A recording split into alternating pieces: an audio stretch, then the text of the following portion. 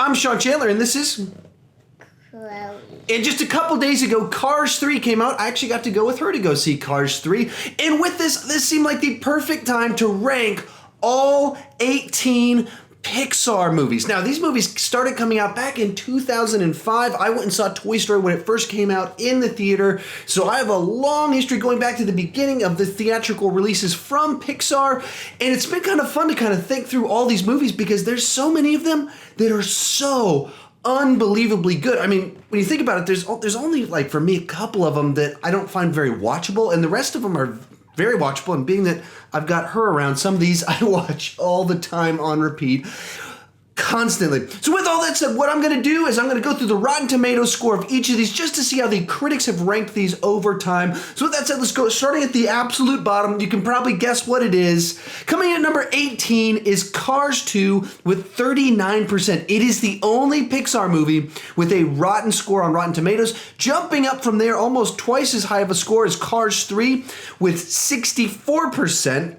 Jumping up from there, at number 16 is the original Cars with 74%. So the three bottom of the 18 movies are all the Cars movies. They're the bottom three, but based off the critics of Pixar movies. Jumping up from there, the next 15 are all certified fresh on Rotten Tomatoes. That means they have a 75% or higher in 80 reviews scored. And at number 15 is The Good Dinosaur at 77%. Hey, that's the one we watched just a couple days ago. Coming at number 14 is Monsters University with 78%. Coming at number 13 is Brave at 78%. Coming at number 12 is A Bug's Life at 92%. So the top 12 are all over 92% on Rotten Tomatoes. Coming at number 11 is Finding Dory with 94%. Coming in at number 10 is WALL-E with 96%, which means the entire top 10 of these have over 95% on Rotten Tomatoes. Coming in at number 9 is Ratatouille. Do you like Ratatouille? Yes. Yes, she does. Coming in at number 8 is Monsters, Inc. with 96%. Coming in at number 7 is The Incredibles with 97%. Coming in at number 6 is Up with 98%. So the top 6 are 98% and above. Coming number 5 is Inside Out with 98%. Coming in at number 4 is Toy Story with 99%. Coming number 3 is Finding Nemo with 99%. And coming in at number 1 and number 2 with 100%, Toy Story 1 and 2. That's pretty incredible, right? Yes. You like these movies? Does this make you want to go watch a bunch of movies? All right, so with all that said, before I go into my rankings, real quick, throw down in the comments section your ranking of all the Pixar movies you have seen, what you thought about them in order, if you want to put some thoughts on them and stuff like that. So that's the first thing I want to say before I get started. Second thing, before I go into my list, I just want to say there's 18 of these movies. Some of them I watched 3 times this week with her. Some of these I haven't watched in 10 years. So there's a little bit of big discrepancies in just how familiar on my immediate memory some of these are because there's so many of them. And so where some of them are ranked, you know, we'll have some differences of opinions because like A Bug's Life, it's just one that I watched in the theaters like, that's okay. And just have never felt the need to rewatch it. Whenever I showed it to them, they didn't jump at it. So I haven't rewatched it nearly as much as some of these other ones like all of the Toy Story movies. And the second thing to keep in mind is that there's 18 movies here and 16 of them are pretty good in my estimation or very watchable in my estimation, in which case you're starting to rank a bunch of really good things. When the top 10 of these are all over 95% on Rotten Tomatoes, just because something's number 10 doesn't mean I'm saying it's bad. It's still awesome. It's still excellent. They've just made a lot of really good movies because they really are one of the best movie-making studios of all time, with the highest percentage of incredibly high-ranked movies of all time, and they've only got one movie with the negative reviews on Rotten Tomatoes. With all that said, let's go ahead and dive in and start talking about all 18 Pixar movies ranked from worst to best. Coming in number 18 is Cars 2, for all the reasons everyone else would say. The focus shifted to the side character of Mater, and he goes on this weird, wacky adventure. And the thing is, this movie just feels like a straight-to-video spin-off. Except there are two spin-offs of the Cars universe, the two Planes movies, and I find both of those movies more enjoyable than Cars 2. The one time we watched it, I really was kind of astounded. Wow, this movie really is as bad as everyone has said it is, and it feels so off from the rest of Pixar, and the depth of emotion and, I don't know, sophistication, it's a terrible word, but sophistication of the humor in them when suddenly it's Larry the Cable Guy as Mater doing his wacky stuff. Do you like Mater? Yes. She likes Mater, so that's something. But for me, this is a total misfire, no attempt at really even being a Pixar movie. I really don't know what they were thinking on this one, other than the money that they get from selling stuff. Sorry for the interruption. I wanted to talk about the single biggest thing you can do to support my channel, and that's to become one of my official patrons by supporting me financially directly on my Patreon page. If you do that, you get kind of special influence into my page in that I ask my patrons every month, what movie would they like me to review? What subject do they want me to address in a video? And essentially they get a personalized video made directly for them each month. I also give them special influence into my future projects I'm working on, give them shout outs, and like in this video right here, I put a list of their names up on the screen because I want to support their channels as well. So if you'd be willing to support my channel because you're a big fan of what we're doing and you want me to continue doing this, please consider supporting me on Patreon. With all that said, let's continue. Coming in number 17 is Brave. Now, so I only actually recently watched this movie for the first time a month or two ago. And the trailers seemed pretty enticing and interesting when they first came out, and but you know, they weren't quite old enough that I could take them to the movies yet, so I didn't go see it in the theaters when it came out. Then the reviews were good, but they were kind of lukewarm about some stuff, and then I heard about some big plot twists and directions and transformations and stuff in it, and I finally watched it a month or two ago, and it really didn't work for me. It didn't resonate with me really on any level at the beginning, middle, and the whole thing was kind of like, okay, this feels like a studio trying to rip off Disney, except it's Pixar trying to rip off Disney, but not really very good at either one. It just didn't resonate with me, didn't connect with me, so I just didn't care for it too much at all. I don't even have too much to say about it. It's not like I would point at one thing and be like, I hated that. It just didn't resonate with me. And really, these two on the bottom are the only two on this list that I didn't particularly enjoy. So moving up to number 16, we move into the category. They're all pretty watchable, and if she says she wants to put in any of these movies up above on the list, compared to the other stuff she watches, I'm going to be okay with it. Coming in number 16 is The Good Dinosaur. Now, this is one I actually watched for the first time just 2 or 3 days ago. Remember the dinosaur movie? Yes. Was that cool? Yes. Yeah, you really liked that one, didn't you? So she's pumped about it. I was not less pumped about it. Now, for me, if this movie had been put up by DreamWorks, if it had been put up by almost any other studio, I'd be like, oh, that was really good. But when you watch it in kind of the prism of comparing it to other Pixar movies, it felt a little bit small scale. It felt out of place in the realm of Pixar movies, much like Brave did. There's just something, a spark, a magic, a way that they did the vast majority of the other movies on this list that I didn't feel in The Good Dinosaur. But kind of with that said, the animation in this is astounding, except for the dinosaur designs. Going back to, it doesn't feel like a Pixar movie. The dinosaur designs don't seem right, and then they have incredible visuals of landscapes in the water. I mean, what they're doing with animation now is it's astounding how gorgeous this stuff looks and how real it looks. It's very confusing to see such an animated dinosaur on such real landscapes. Coming in at number 15 on my list is A Bug's Life. Now, as I said before, this is the movie on the list I'm least currently actively familiar with. Almost everything else on this I've watched with her within the last 6 months. A Bug's Life I watched with my son several years ago, so it's the one I'm least familiar with.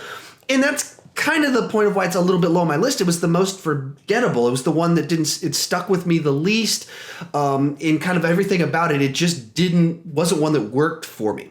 Now, perhaps if I rewatched it now without a 2-year-old, I'd be more interested in it, but I'm not compelled to do that. So anyway, I have the least to say about it, so it's a little bit low on my list, and I probably could be convinced if I had reason to watch it again. Coming to number 14 is Monsters University. You like Monsters University? Yes. That's the second one, not the one where they're scaring Boo. Remember the second one? Yeah, I remember the university. Yeah, the university. That's right. And this one, this felt like very solid Pixar entertainment without any of the magic. So I would never give it a negative review. It's like, yeah, it's a very watchable a film that you can enjoy, but just very safe by the numbers. Let's take characters we know, put them in a familiar kind of Revenge of the Nerds type plot line, a template type storytelling, and voila, we've got quality entertainment without the magic. And so that's, when your biggest complaint about a movie is it doesn't have some sort of whatever that thing is that the vast majority of Pixar movies have that magic aura about them that just touches you in a special way. I don't feel that in Monsters University, but very enjoyable. If she wants to put on a new take on the Monsters, Inc. and get a little more adventure in their college years at the, what's it called? Monsters what? University? Yeah, that's a good thing she corrected me. That's a nice pick. Coming in number 13 on our list is the movie I just saw, Cars 3. What did you think about Cars 3? Good. Was that a fun movie at the theaters? Yes. Yeah, did you fall asleep during the movie? No. She fell asleep during the movie for a little bit. I had to shake her to wake her up. No, I didn't. Yes, you did. No, I didn't. You did too. No, I didn't. No, I didn't. Okay, she didn't. So, Cars 3, if you've seen any of the trailers, you know that this movie is very much a tried and true sports movie formula. It's Rocky 3, it's Talladega Nights, it's kind of some of the other Rocky sequels as well. It's the champion of the past tries to reclaim his glory with a new trainer and trying some new regimes, and then it goes in some twists and new directions. For me, this felt very much like a kid's movie. It's designed for her. There are elements to it that are just so formulaic, so predictable, but it's a winning formula. It's a type of story that's easy to enjoy. And so as the movie went along, I actually liked it a good bit more than I did right at the beginning. There's some specific things to it that I found very frustrating in the storytelling and like lazy writing to try and make the different pieces come together for the happy ending that they wanted, that it seemed an awful lot like you could have written something better than this. You could have come up with a better way to tell this. So there were some things about that frustrated me, but the overall structure of it, a very enjoyable type story to tell. I like sports movies, so even with some pretty significant issues with the way the stories were told and the specific Lightning McQueen character, this is very watchable sort of movie that if she says she wants to buy Cars 3, you want us to get Cars 3 when it comes out so you can watch it again? Yes. Yeah, I bet you do. You want to rewatch Cars 3? One movie. Just one movie. Yes. Okay. All right, moving up our list to number 12 is Cars, the original. Now, this is one I didn't see in the theaters. It came out right was a kind of phase of life where I didn't go see any animated movies in the theater unless I was with my nieces and nephews, and I was in college 1,200 miles away from them.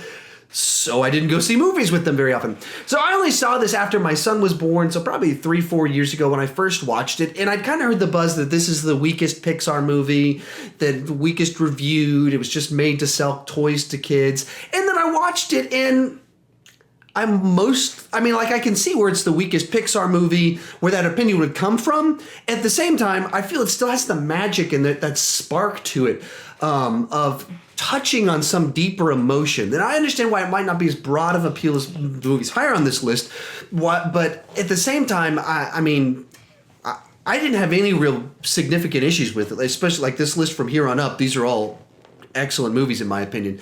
And so I enjoyed it a good bit. In my watching of it. And of course, the tricky part is I watched it out of order because I would come home and for, a month straight, every single day, my son was watching it. So trying to watch it in order was like, oh, this makes more sense when you watch it in order. And then eventually he kept taking the disc out and scratching it. So they had to skip through parts of it once again. But there's certainly significant moments of touching on ideas of old cities being forgotten because of the building of highways. That's kind of I don't know if complex, but it's why am I using sophisticated so much? But it's an idea that explores things that you don't even think about would be hit on in a movie like this. And the musical montage in the middle of it, not with the training, but just thinking about this origin of this city and how did these people come to love this place where they're like trapped there so much, really touched on some stuff that I thought like that for me kind of elevated it to a higher level where the Lightning McQueen characters never really resonated with me much. I haven't particularly cared for him a whole lot. But the overall story, really, of this city is what I cared about a lot more, and the characters populating it. And in the right context, I don't have any problems with Larry the Cable Guy and Mater. He's used appropriately here as opposed to in Cars 2. So I never really understood from when I've seen the movie as compared to other children's movies and kids' movies I've had to watch, never understood the criticisms of this one really at all. Moving up the list to number 11, we go to Up. Now, for me, the first 10 minutes of this, that beginning, you know exactly what I'm talking about if you've seen it. That's some of the best filmmaking of all time. That is some of the absolute best visual storytelling. Sorry, Dad. You're okay. That's cool. It's kind of, I was talking about something kind of depressing and sad, but it's great at the same time. And so you kind of broke the tension a little bit. But so, same with me burping right there. Perfect time for that. So telling the story of this married couple and her dying, just incredible visual storytelling in the way it's constructed, put together. So really is some of the best visual storytelling of all time. And then the rest of the movie is pretty good, but it just doesn't strike me. It's kind of like a movie that's so overshadowed by where it starts that the rest of the movie suffers a little bit, that it can't live up to where it begins. And, there's a cute dog in it, and there's funny moments, and there's a journey that has some touching moments to it. But like I said, it feels overshadowed by the beginning to it. And once again, at this point in the list, we're splitting hairs on which excellent thing is on top. So that's where we're at on this list. These are all things that I think are excellent things that if she wants to put them in, or my wife wants to put them in, we're good to go. Coming in at number 10, Ratatouille. Tell me about Ratatouille. Good. You like that one? What do you like about it? Who's your favorite? The rat. The rat is. That's good that you like rat. What does he do? Eat. He does eat. Does he do anything else with the food? Yeah. Does he cook the food? Yes. Yes, he does. And anyone can be a cook.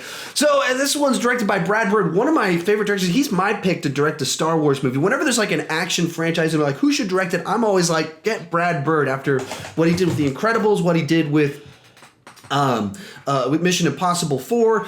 I'm all for Brad Bird. I really enjoy his work as a director. And once again, here's another great example of it to where there's a bunch of things in this one that I feel like I shouldn't like it because I resonate with ghost dads and people controlling people by hair. None of this sounds like it should work, and then it does.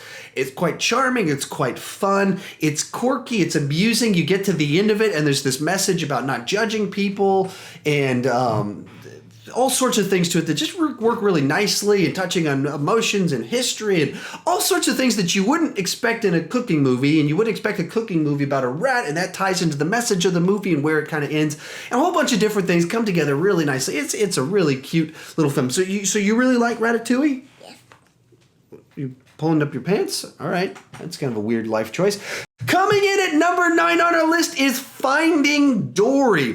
Now, this is another kind of like what I said about Monsters University, of it feeling like Pixar just kind of doing their thing, like a follow-up, knowing a well-oiled franchise that knows how to produce the products that they make. That's kind of what this movie felt like to me. Very much in the same way Monsters University came out around the same time, except this was just a much better version of that, of finding the new emotion to be found in a story that has some similar beats and structure elements to the previous one. There's certainly elements to where we're continuing to do what we did before, but discovering this journey of Dory to find her identity and the emotion of her parents caring for her and how her memory works and the way it does kind of come back to her in bursts in certain moments, just made for a movie that was just a really neat follow-up to a very special movie in and of itself. And there's a lot of ways to which this movie might not have worked or could have had trouble, but then it does work. And once again, another Pixar movie that in that first opening segment, as it's just kind of exploring her history a little bit, I was like, wow, this is it. They've found that magic. This isn't just kind of a rote repeat of what we've seen before. They're touching in on some sort of a deeper emotion that really matters. So you really like Finding Dory? Who's your favorite in that one? Nemo. You like Nemo a lot? Yeah. Yeah, Nemo's a lot of fun, isn't he? But where's our squeezy Nemo? What? Where's Squeezing Nemo? Yes. Squeezing Nemo is going to be higher up on the list, but we actually call it Finding Nemo. No, where's Squeezy him our toy? Where's our toy? No, where's our Squeezy? Squeezy,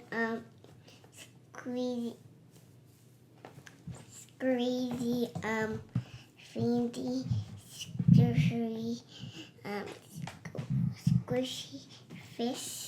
Squishy fish. Yeah, with water in it. I'm not sure what we're talking about at the moment. Let's move on up our list to number 8 on our list, which is Monsters, Inc., another one that they've been really into recently. And Pixar's got two duos in here that have incredible chemistry. Of course, Woody and Buzz, and then you've got the Monsters, Inc. duo. Who are our monsters? Monsters, Inc. Sully and... Mike Wazowski. That is right, Chloe. You got it right. Good job.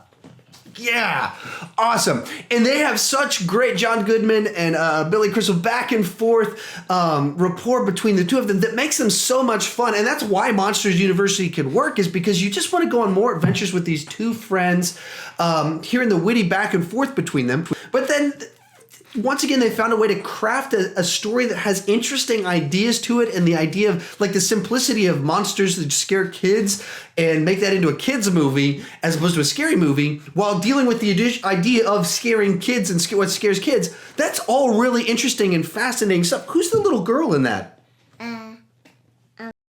Boo. That's right. Whoa, you scared me a little bit there. But that's right. Boo is the name of the little girl in it. So she's, once again, cute little girl like Chloe. You could be Boo, couldn't you? Yeah, with a blue skirt and a blue pants. Blue skirt? Blue on blue? Yes. Yes, I don't even know if I said that right.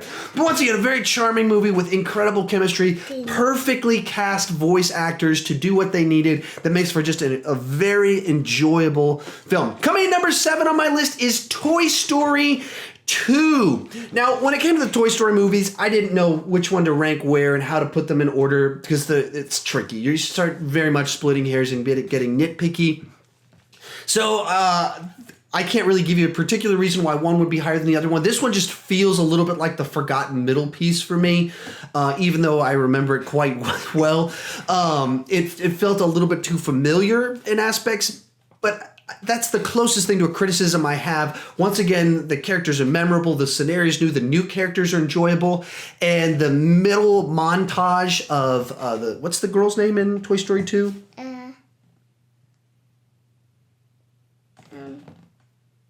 I'm blanking on what? The dogs. No, the little girl that has the toy that Woody meets at the store. So I'm forgetting her name I'm sorry. Tell me in the comment section down below. I have flubbed on this one. Oh, very sweet, Chloe. Thank you for making me feel better at a time where I could be sad for my failures. But so when they do that montage of her with her owner growing up, once again, incredible visual storytelling, telling so much in such a short period of time without needing to say it. You just show it and you understand it as a kid. You understand it as an adult. You understand it even greater as an adult and have this deeper nostalgia for your lost toys. Just touching moments. Like I saw this one in the theater 20 years ago and then started rewatching it very frequently now that they've come around. And some of these moments, they just hit you on a new level now that I've grown up to being the person that has forgotten toys and lost toys and things like that. So once again, a wonderful, wonderful film. Coming in at number 6 on our list is Inside Out. Which one's Inside Out? Is that with the emotions? Which is your favorite of the emotions? Inside Out. Inside Out. That's the name of the movie, but we'll take it. So Inside Out's a very fun movie, but once again, Pixar touching on deeper themes and actually kind of teaching kids about their emotions and how they work, in teaching about puberty and the deconstruction of the simplicity of childhood emotion and thought, in visualizing it in a way that you can start to understand how we transition in our thinking and our emotions into maturity, and how that's not a bad thing. It's not a good thing. It's just a thing. And it's a celebration of childhood naivety, and it's a celebration of the complexity that we grow into, all while being a fun, enjoyable film. So this is one we went to go see with her at a church viewing and at our church, and she just loved it, was so excited about it, went home, had to go out and buy it immediately, and then we watched it for 2 months straight. Is that right, Chloe? Yes. Yes, it is. So we watched it so many times, and because it's so crafty, it's so well made, and there's sequences in it, even the sorts of idea about concrete thinking that are they're brilliant communications of ideas and so much fun ways to talk about stuff. So just another Pixar masterpiece. Coming in number 5 on our list is WALL-E. This is one I specifically didn't want to watch because I was like, oh, a cute robot rolling around picking up trash. I'm not interested in watching this. And then I watched it and I was like, yeah, this is a really good, cute, entertaining movie that I really like. What? WALL-E. WALL-E. What's his girlfriend's name? E. It's pretty close. That's the sound I made. But so a movie that just touches on so many things without having to say words once again. A reoccurring theme within Pixar is that they're very, very good at visual storytelling, which is very important because they're making movies. Now, the reason I point that out is the craft of making movies is telling stories through pictures. And so having the ability to tell emotional stories that touch on something and have some sort of insight without needing to use words is mastery of filmmaking. And what brings them onto kind of this upper top level is they're doing it on a level that it resonates with her and me at the same time. And so she loves and wants to watch them all the time, and I can watch them and be like, this is so well done. This is such good storytelling because they are masters at the craft of what they're doing. And kind of going back to why some of the movies lower on the list kind of feel weaker is that they just feel like what everybody else does. Okay, a story about what if dinosaurs didn't go extinct and so they evolved and they could talk and humans were still cavemen and they got lost and had to come back. Well, that's like The Land Before Time. That's like a bunch of other things. It's a very stock template type story that feels kind of familiar, where some of these other ones, like with Inside Out, which came out the same year as The Good Dinosaur, touches on so many deeper emotional things that it's a special type of movie to me. So that's where Inside Out comes in, or excuse me, we're on WALL-E now. I get confused. Sorry about that. Both Inside Out and WALL-E are incredible visual storytelling that do really neat things. But we were on visual storytelling with WALL-E. So yeah, it's a movie that it goes 45 minutes with almost no dialogue, and you're captivated, and it's emotional, and she's picking her nose. It does so many things that just work on such a neat level. Coming in at number 4 is Toy Story 3. So this was one of the first Pixar movies I saw in the theater after a big gap of not having seen any of them in the theater. And this is a movie that had me tearing up as a hardened guy in his late 20s that didn't go to animated movies very much because it's so touched on all the right emotions and these sorts of ideas of growing up, moving past things, the nostalgia that we have with them. And I was afraid that they were going to kill off Woody, Buzz, and the whole gang in that one scene that somehow they managed to pull off in a kids movie and everybody got to say goodbye to each other. And then the movie managed to find a way to land the ship with such a happy final note to where would you end this story? And they found it, which to a level to where you're now nervous that they're looking to make a Toy Story 4 because it's like you landed it so well, but because they've been able to do 2 perfect Toy Story sequels, you start going, can I really complain? Or should I really be afraid? Their track record is incredible. So those are some thoughts on it. A wonderful movie. As a trilogy, is kind of 3 parts to this Toy Story story of the growing up of a kid with his toys. Very neat what they've done here. Hey guys, sorry for the interruption, but I wanted to talk real quick about something called MoviePass. MoviePass is the way I pay for all of the movies I go and see the theaters. Here's how it works. I pay $45 each month, and they send me a credit card. Whenever I want to go see a movie, I open up their app. When I get to the theater, select the movie, they put the money on the credit card, and I can go and see the movie. There's a couple catches in that. You can only see any movie 1 time per month, and you can only see 1 movie per day. But if you go to the movies once per week, it pays for itself. Now, I go to the movies 2-3 times a week, so I pay would have like $150 worth of movie tickets, if not for MoviePass. It saves me a ton of money. Now, if you only go see 3 movies a month, not a good deal. But if you're like me and you see 5 or more movies, It pays for itself. I highly encourage you to use it. It works really easy. They got great customer service. If you want to sign up for it, use the link down below. It helps out my channel. If you just go to their website, it doesn't help my channel. So I wish you to help out my channel. Use the link down below. It really is a great service. If you go see 5 or more movies per month, I highly recommend it. With that said, let's get back to our video. Coming in at number 3 on our list is The Incredibles. Do you like The Incredibles? With the superheroes? The Incredibles.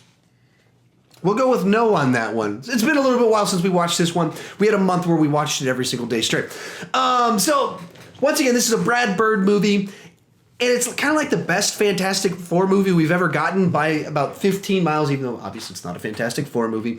But all the elements to it, the production, the design, the story of it, of kind of setting it in this kind of time period piece that gives the production design of everything just this really interesting look, to just having this family of superheroes that have to retire for a while, have to come back. It touches on so many different elements. It touches on the ideas of midlife crises and the idea of moving away from what you're called to do and the boredom and the loneliness that can come from having a life without purpose. Chloe, could you, I mean, it was funny at first, but we're doing a little bit too much of the nose picking here. Moving away from your purpose, and so touches on all these sorts of ideas, generations, families, while just being a fun comic book superhero-y adventure type story. And Chloe, did you just eat a booger? Yeah. Yeah, don't eat boogers. We don't eat boogers, right? No. Yes, you do. Sometimes you do. We just watched you do it. But it's a fun movie. It's an enjoyable movie. It's a heartfelt movie. This is Pixar at its best. There's a reason that people have been asking for a sequel to this movie for a very long time. And looks like we're getting it next year, which is awesome. Which brings me to number 2 on our list, and that is Toy Story. Now, I could have picked any of the Toy Story movies to be in this slot. I was trying to, the top 10 on this one really is just kind of like, how do you pick between perfect movies? How do you pick between movies that touch on emotions so well, that do so many different things with such excellent? But the first Toy Story did make it to the top because it was the first one. You're getting bored. I better finish this video soon. But it's a movie that introduced all these characters in such fresh, interesting ways, and it invented this Toy Story formula and Toy Story way of telling stories. It's family entertainment that resonates so well with all ages while entertaining all ages, and touching on deeper emotions, teaching little kids things, while at the same time exploring ideas that adults kind of like. And the first one established all of this, that they've been doing well for 22 years now. And almost all their movies have successfully done it. Just a few have struggled to do it. And so that's where this one comes out on top for me. The whole cast of characters, all of the voice cast is incredible. Of course, it's carried by the 2 leads, but all of the side characters are just as good, just as memorable. But yeah, it's a movie that you feel almost like maybe might not have happened if not for just the perfect moment of where, when they started recording the audio to it, that they could get Tom Hanks and Tim Allen, just all these elements coming together to make a special film that has launched this Pixar franchise. That's one of the most incredible strings of movies in film history, which leads us to number 1 on our list, and it is going to be Finding Nemo. So we've found your Nemo. We found him. He's at number 1. Is that exciting? Yes! What do you like about Finding Nemo? God! What? God! I don't know what she's saying, but it's a G sounding. I'm saying good. Oh, it's good. You're saying it's good. Yes, it is good. It's not just good. It's great. Can you do that? Great. There we go. She got it. So this is another one. I didn't see it in the theaters. I didn't see it in the first 5 years it came out. I didn't see it until about 4 years ago. I think it was almost done. I saw it about 4 years ago for the first time. I'd heard great things about it. And the movie starts off, and in the first 5 minutes, a guy's wife and 399 of his kids, whatever the number is, die. Once again, a level of storytelling and emotion that somehow they can pull off in a kid's movie that you don't know how they're able to get away with what they just did, but they get away with it. Chloe, we're almost done. And they establish these sorts of ideas that carry out throughout the whole movie of why Marlin is right in his protectiveness and why Marlin is wrong. He has to learn a lesson. And it's a movie that's about finding Nemo, but really it's more so a story about Marlin learning to parent and learning to let go and grow. And it touches on all these emotions on so many different levels as you're going through it. And then the music in it, the way it hits at the right moments as Dory's memory comes to her at just the right moment in the movie. As then she finds Nemo, as then find the father. Like all these different things kind of come together so nicely in little ways that actually touch on heartstrings because they've established a movie in characters that you care about, in arcs that you're on board with where they're going, all while being a fun and funny and charming movie. Where, just Dory's humor, when I heard about it, because like I said, the movie had been out for like 10 years before I saw it. I'd heard about her forgetting things. I was like, that's going to be so annoying. I'm going to hate that. And then, no, it works. They find the way to do it just right with the humor, the lines, their sense of humor, her delivery, all the pieces to it just fit just right. And her matching her sense of humor with Marlin's paranoia and fear. All the elements to it just tie together so nicely to tell a story that yeah, she loves, I love, her brother loves, that I watched 1,000 times in the summer of 2013. And then years later, she still wants to watch it all the time. Who's your favorite again? Finding Nemo. Finding Nemo's your favorite too? So it's your number one? Yeah. Yes! So we have made it through our list. Anything else you want to add? Anything you want to tell the people? Are you done with your video? Almost done. We're almost done. Let's close this one out. So thank you guys so much for watching. As she's interjected, we've had a little bit of back and forth in here. Be sure to put your lists down below in the comments section. We get some discussion about it. You can probably convince me to change my place on some of these. A couple of them, they're pretty locked in. But this one, because it's so tricky to split the hairs on which one's the best, the worst. Well, worst is pretty easy. We're going to have a lot of common thoughts on which one's the worst, I'm guessing. But beyond that, people are going to be all over the place on this one. I'd love to hear your thoughts on it down below in the comments section. If you're new to my channel, please consider clicking that subscribe button. I do ranking videos every Saturday. I drop them on trying to do whatever's topical for that week. Some weeks I do some just kind of stuff I want to do about, but whenever a major franchise drops something, I drop it. That's why we got Pixar this week. Also, I do movie reviews, TV reviews, some reaction videos, all sorts of fun stuff, because I don't want to just talk about movies. I want to talk about movies with you. So join me in the comment section. Click that subscribe button. Say hello to my little daughter in the comment section.